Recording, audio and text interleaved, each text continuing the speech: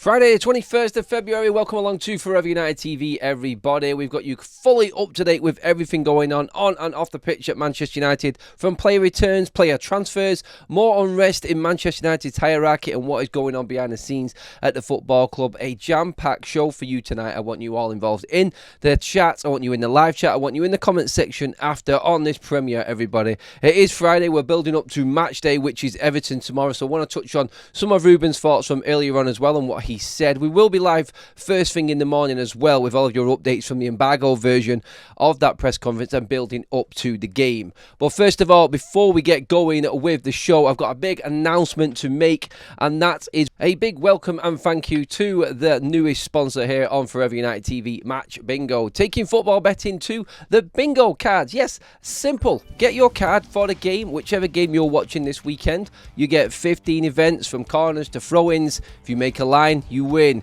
You get all 15 within one game. You get the bonus. You get the jackpot. Easy to download. Just go to the QR code bottom right hand corner of your screen, or go into the description and just click on the link there. Match Bingo has paid out over £200,000 already to players, and right now there is a deal on where you buy 4 cards, you get an extra 1 free. For this game and for the launch of Match Bingo, we are doing the first ever watch along this season live on YouTube FUTV. It's going to be on YouTube this weekend, guys. I'm going to be doing my Match Bingo card along with that watch along. So welcome to Forever United TV. Get your cards now on the link and on that QR code on your screen now, everybody.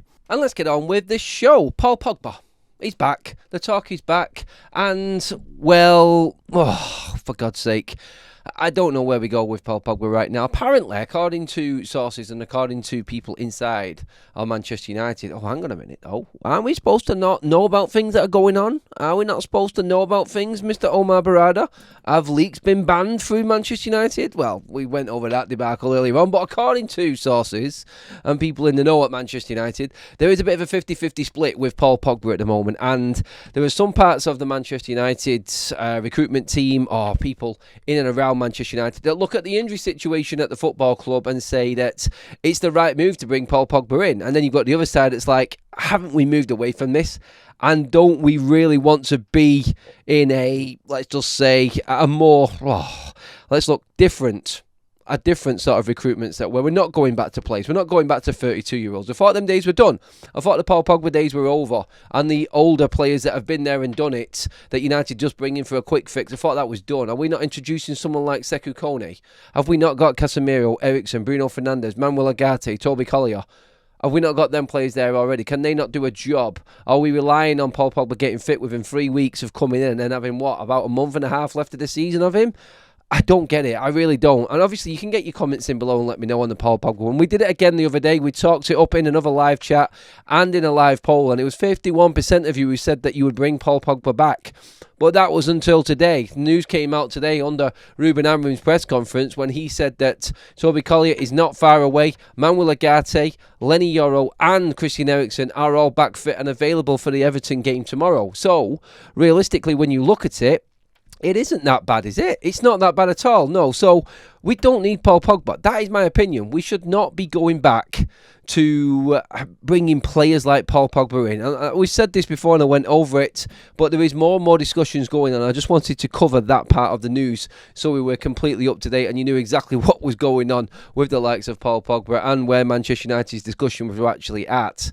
And of course, you tell me, is it the right move to go for Pogba? Get your comments in below. One move that Manchester United, what one move you would actually say that United are looking more of a sensible approach at in terms of the recruitment side of things for this summer is a younger midfielder, someone with a prospect of playing more games. Maybe Alexander Pavlovic from Bayern Munich, a young 20-year-old central midfielder, 6/8 type of player, 14 games for Bayern Munich this season. How do Manchester United get him from Bayern Munich? They're not really for letting their younger players go, as we know.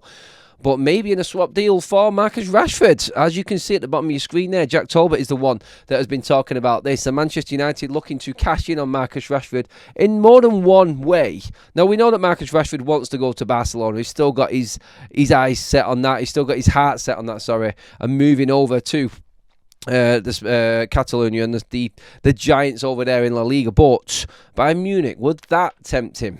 And if, like we know, Barcelona, and there's a big list of wingers that they're looking for going into this summer transfer window, if they don't go for Marcus Rashford, Manchester United cannot get rid of him. And, well, let's look at it this way. Right now, Manchester United, when we're looking and trying to move Marcus Rashford on, he doesn't look like he wants to stay at Aston Villa. That's the word that's come out from most of the representation around Rashford and all the other news reports going around. Maybe someone like Pavlovic. I mean, I don't know too much about him. All I look at again is, like, that's another prospect, another younger player. Manchester United just don't seem to be going for anyone that is of a certain age. If he gets past 26, it's like a no-go zone for Manchester United right now, only recruiting younger players. And this is what I said in a show the other night when we was bringing down everything that was going on in Ineos's other sporting ventures and what was happening in and around the world outside of Manchester United for them.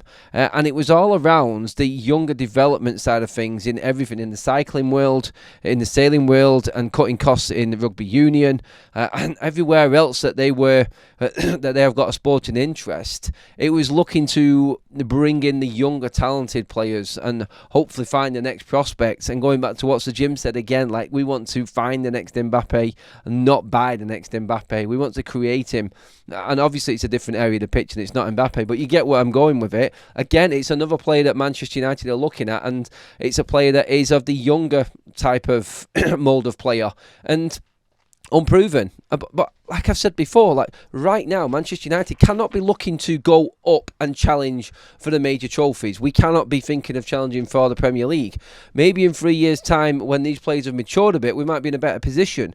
But the recruitment has to be spot on. These players have to be bang on the money. If we're going to lose most of that money that we're selling Marcus Rashford and bring in a player that hasn't really played at the highest level for long enough and is unproven, and that's that money gone, some would say, why don't we use that as 100% profit and balance the books better? But still, it's a quality player in. And it proves that, in a way, Ineos are going to actually invest the money that they make in bringing other players in.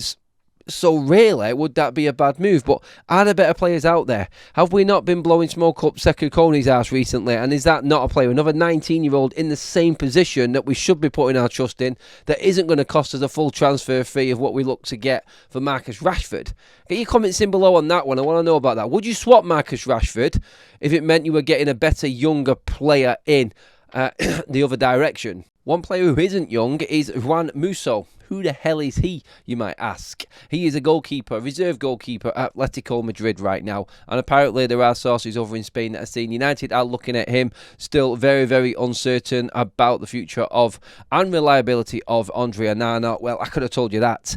I could have told you that about, 4 or 5 months ago, before the season started, that Andre Onana probably wasn't the goalkeeper to take Manchester United forward. Look, this is not going to be someone who's going to come in and take Andre Onana's place, I don't think. This is just more transfer news. And when we talk about players for the future, I just think this is just one to fill the gap, basically. I don't know what's happening. What does that tell you about Altay Bayndé? What does that also tell you about Andre Onana going into the summer? We have had a load of goalkeeping transfer rumours and reports going around Manchester United about this summer, and I do believe, and I've said this before, Andre Onana is not going to be Manchester United's #1 goalkeeper next season. If Ruben Amorim has got any hope of getting this team moving forward in the right direction, or wants to build any sort of system and philosophy around a new younger team, this man is just going to keep on letting you down. We know this. He's proved it in 2 seasons now that he isn't good enough at this level. So in terms of Andre Onana, yes. In terms of the goalkeeper, yes, please change it. In terms of Juan Musso, I honestly don't know. I've never seen the man play, but it's news and it's speculation going around at the moment. And just while we're on the transfer side of things, watch us keep you up to date with that one as well, so you know where we're at. I do believe that there is movement in. I don't think the name and who this keeper is, Juan Musso, is significant for Manchester United right now. But the importance of this story and why we're talking about this is the fact that there is movement and looking like there is going to be some significant change in that department, i.e. the goalkeeping department, come the summer with Manchester United. And I think that probably is music to a lot of Manchester United fans' ears. Whether it's one or two goalkeepers, United always seem to be on the lookout for another goalkeeper.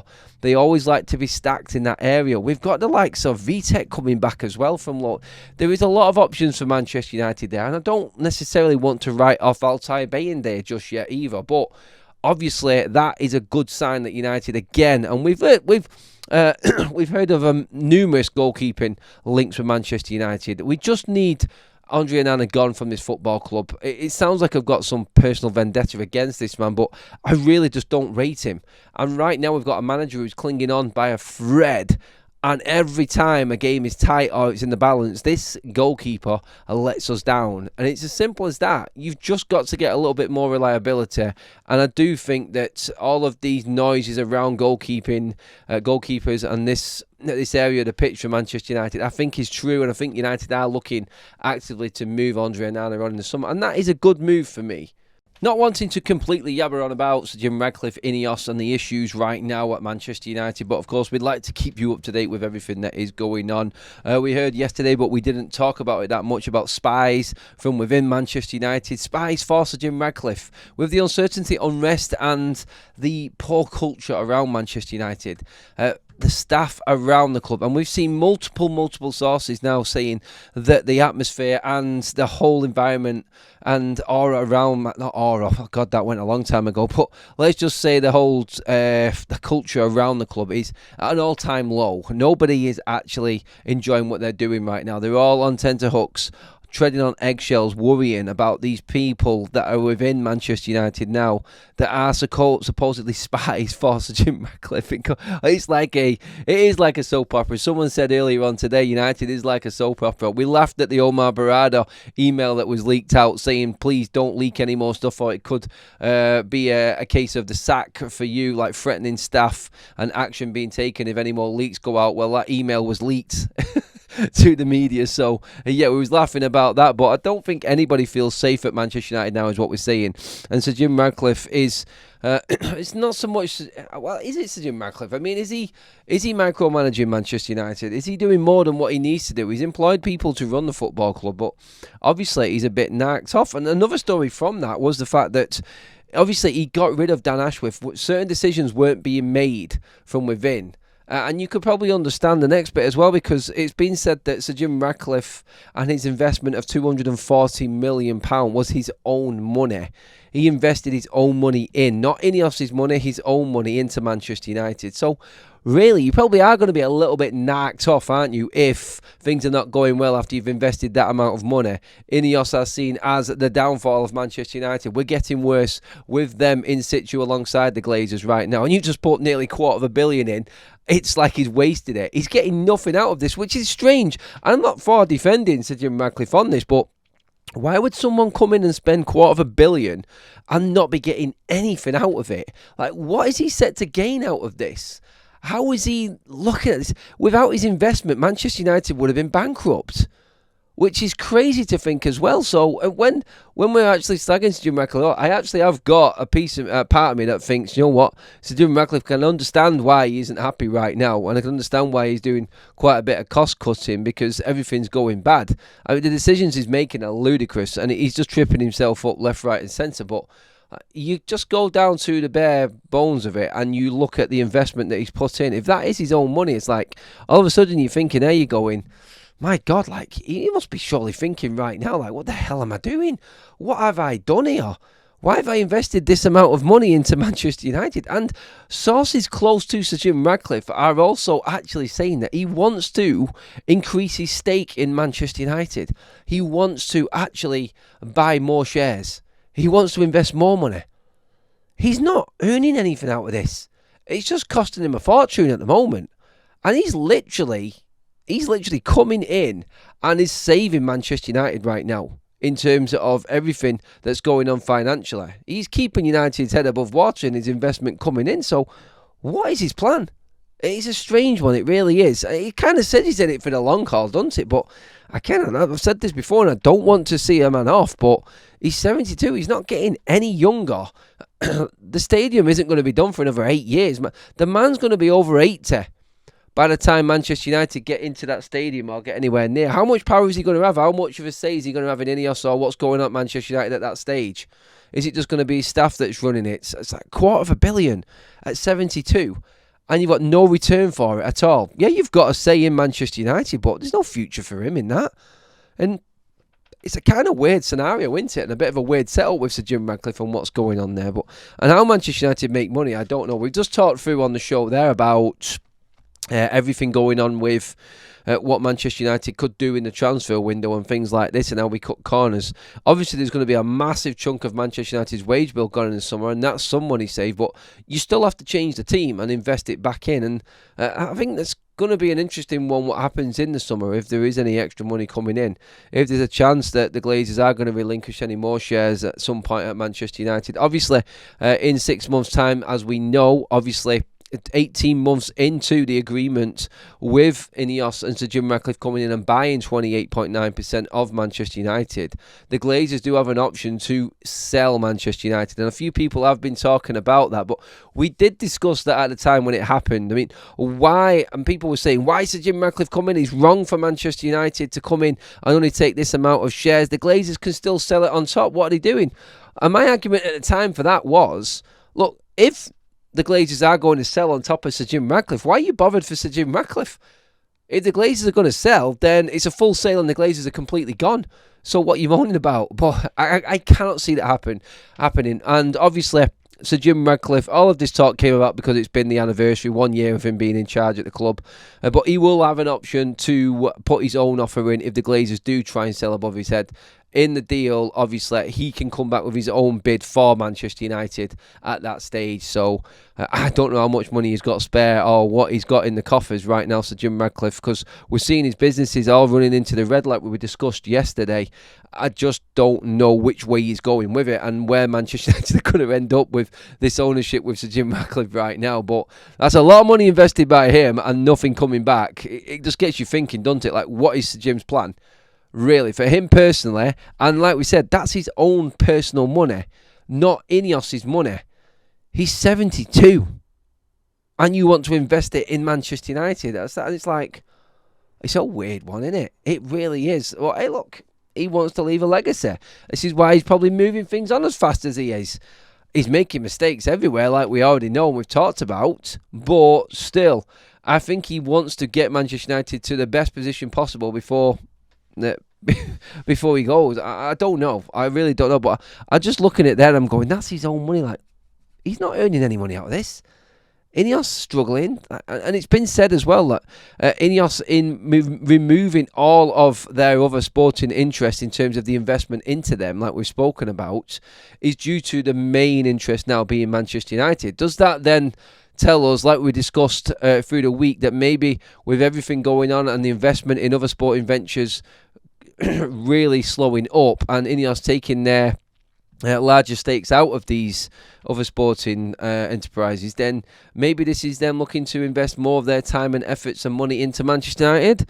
Only time will tell on that one. Obviously, we'll see investment come when transfer windows come around, but there's only a certain amount that the ownership can put into a football club to balance financial fair play and PSR rules. We know this as well, so it's going to be interesting to see what happens with that. In terms of money, and while we're on the subject of money, Manchester United set to rake in $35 million if they go and win the Europa League as well, so it will be incredibly lucrative for Manchester United if they did go on. Apparently, United have earned more money than any other club so far from this season's Europa League at 18.8 million, which doesn't seem bad for a competition which has reportedly not had really much revenue coming through it, as in investment into it as compared to the Champions League. But 18.8 million now, if United do go all the way and win it, it stands at 35 million is what the what Manchester United will earn from the Europa League if we continue in it. That'll be 35 million going into a summer where you can easily balance your books because you're back in the lucrative land of football finances and money and what's involved in the Champions League. That would be the golden ticket for Ineos and Manchester United. If Amorim got this team over the line and into the Europa League, into the Champions League via the Europa League, wow. That would be, I've said this before, this would be the biggest get out of jail card ever in football history for Manchester United to be near the relegation zone and survive and then get into the Champions League. Wow. Honestly, wow. But United, as we've seen earlier on, got drawn out against Real Sociedad. So looking at that, I think United can get through that game. And then you're into the last 8. And you really just don't know then.